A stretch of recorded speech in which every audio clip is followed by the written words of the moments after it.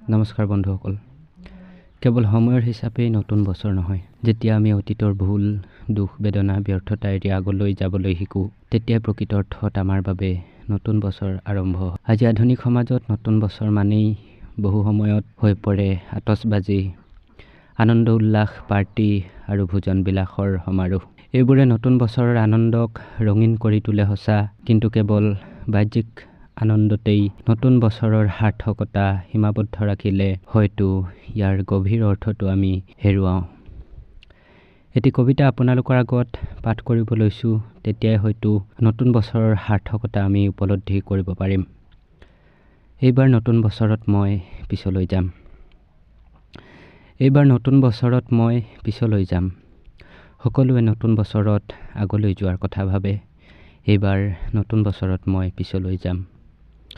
নতুন বছৰত বহুতে ভাবে এখন নতুন গাড়ী কিনাৰ কথা, আৰু মই ঠিক কৰিছোঁ এইবাৰ মই মোৰ গাড়ী দুখন বেচি দিম।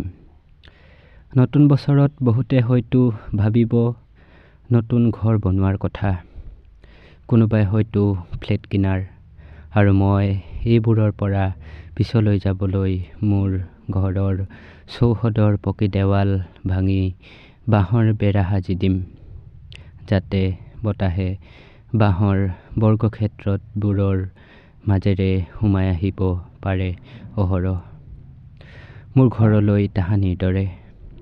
সকলোৱে আগবাঢ়ি যোৱাৰ কথা ভাবে, মই কেৱল পিছ পৰি ৰোৱাৰ কথা ভাবিম নতুন বছৰত।